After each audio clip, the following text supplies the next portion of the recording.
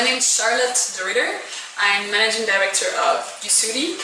And Yusudi is a social enterprise that focuses on youth development. And what we do is we train business skills and soft skills for young people to help them build a successful career for them. Originally I'm from Belgium, but I never actually lived there. I moved to France when I was 2. And I think that leads a lot to my childhood and my background. So I lived in France for about 15 years, in the middle of nowhere in the countryside. And some of the most important parts that my parents have always told me is that experience and exploring is more important than any material thing that you will get. So since I'm really young, they've always challenged me and pushed me to travel and to see the world and to experience different opportunities, whether it's sports, it's music, anything that can kind of teach me something and make me a more rounded person rather than just buying clothes or buying new gadgets.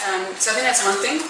I think something else is the independence. So I used to hate it when I was younger, but my parents would always say, if you want to go see a friend, you figure out a way to go there and you figure out a way to come back. And this was me living in the countryside, so my closest friends would live 15 kilometers away and there's no buses, there's nothing, so I have to figure out a way to either cycle, I hitchhike, I do something. And I think that kind of taught me to take ownership over my own life and to be responsible about myself, in a sense. So I think those are two things that shaped me a lot in my discovery and in my growth as who I am today.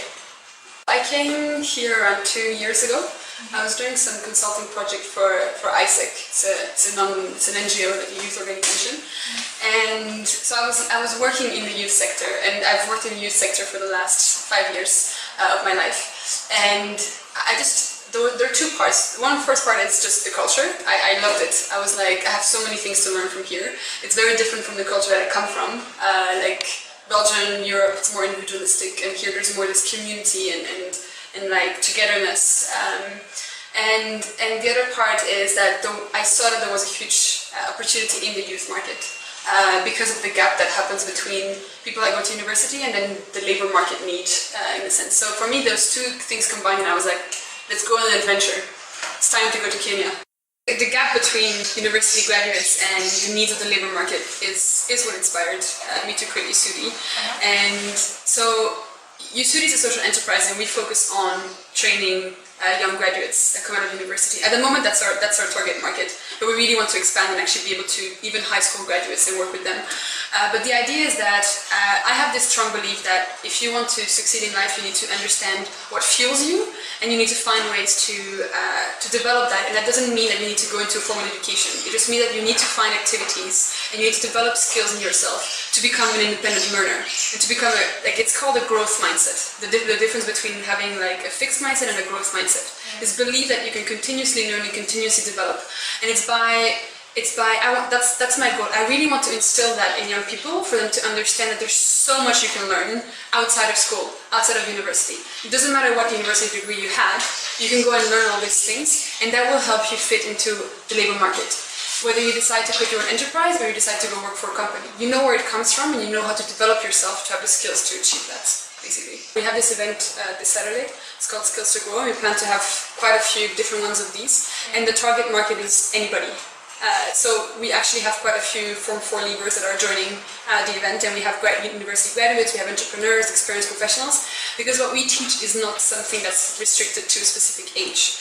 The way that you teach it can be different depending on the maturity of the person, but in a sense, like, there's a lot of these things that whether you're 40 or whether you're 15, that it can develop you and it can help you. So there's these things, but then the other thing is, for example, the service that we want to create as a digital service. The idea is for it to be accessible. It can also enable high school leavers to find their development path, which means that even if you haven't had the chance to go to university, you find ways to learn that make you, for example, an entrepreneur, but you're not struggling because of maturity or because of lack of knowledge, because you know where to get that. Yes. So that's really, at the moment we focus on recent graduates and more like university students, but for me, I would really love to create something that's accessible to anybody. And that's really my thought process when I try to be creative and see what we want to create. It's really around that. How can we open the doors for as many people as possible with, it doesn't matter the economic background, the social background, anything. That anybody can really access that learning. in terms of how we're doing it right now, I think it's combining online learning and any kind of online courses in anything that we teach. And it comes from my own experience.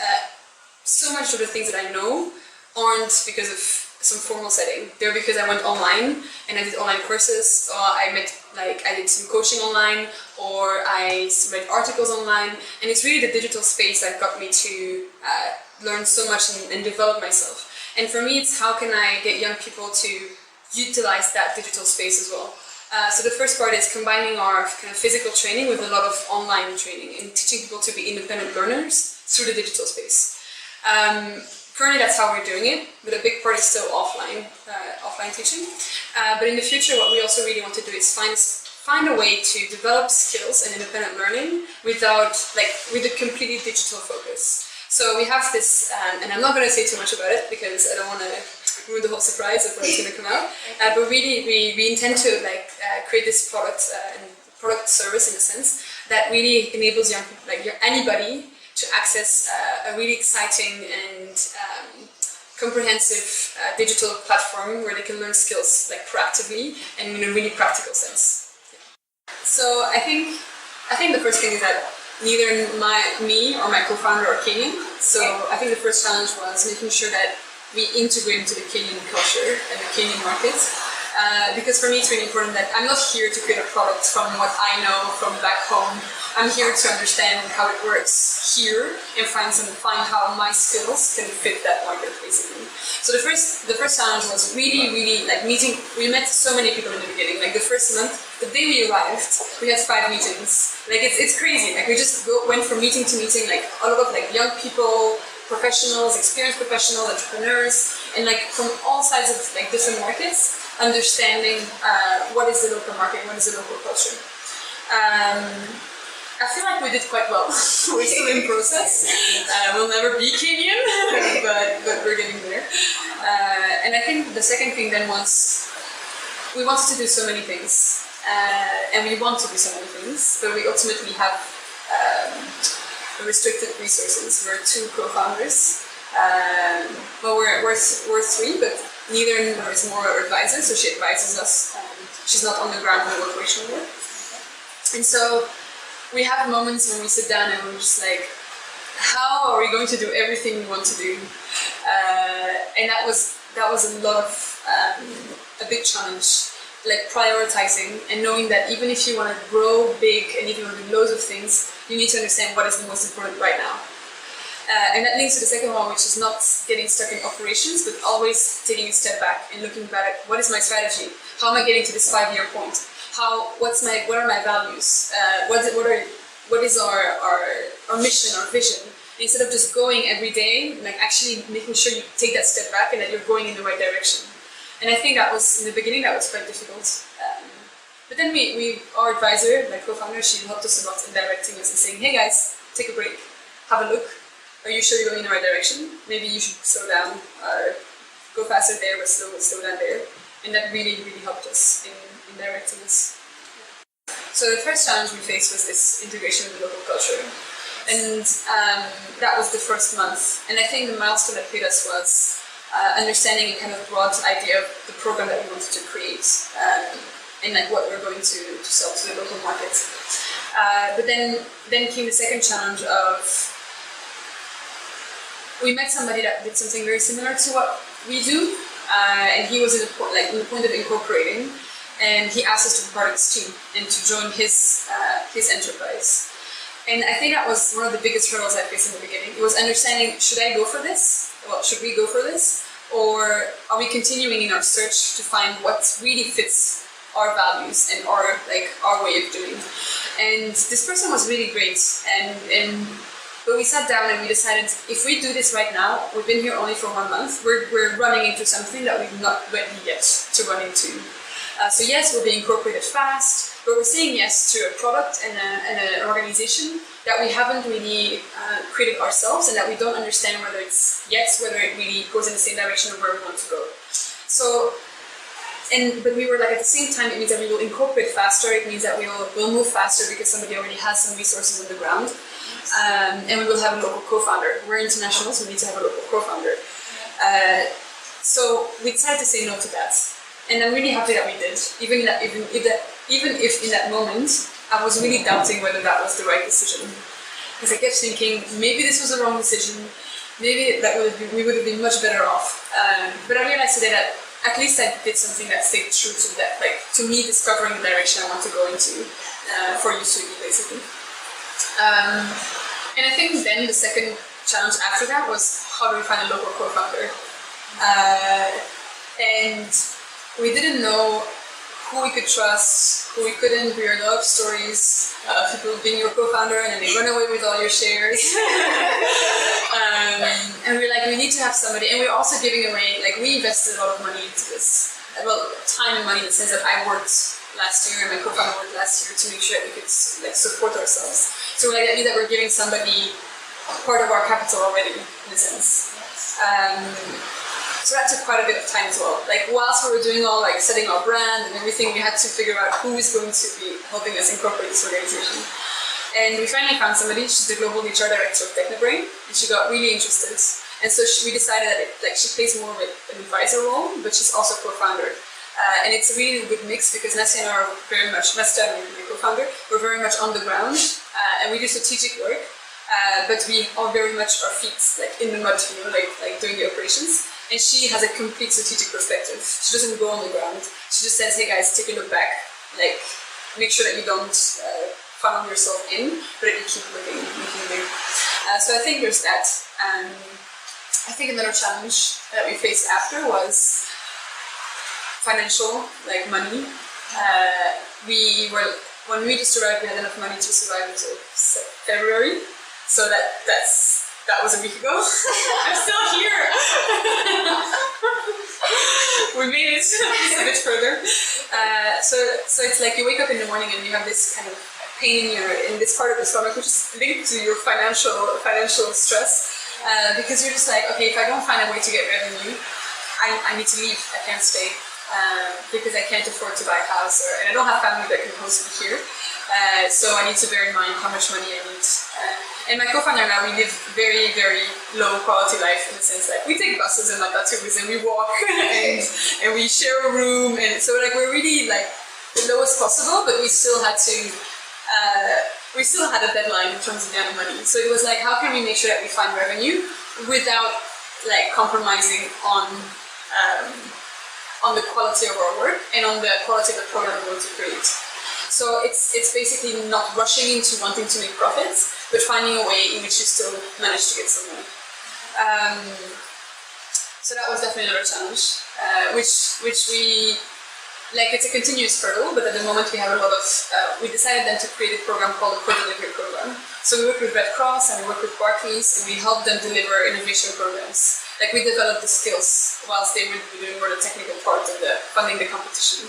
And we found that was a really nice product for us to have like cash flow, but also create impact in a different way. We realized it also creates impact, and it's done because we only do with organizations that we feel like we align to their values and to what they want to achieve. So that was definitely another challenge that we faced. My perspective is that the longer you can go without investment, the better it is. Because the earlier you go in for investment, the more leverage that person, like the venture capitalist or the angel investor, has over you. So in a sense, like if you prove that you have a model that works, that's the first thing. Like prove that you have a model that works. Have a pilot.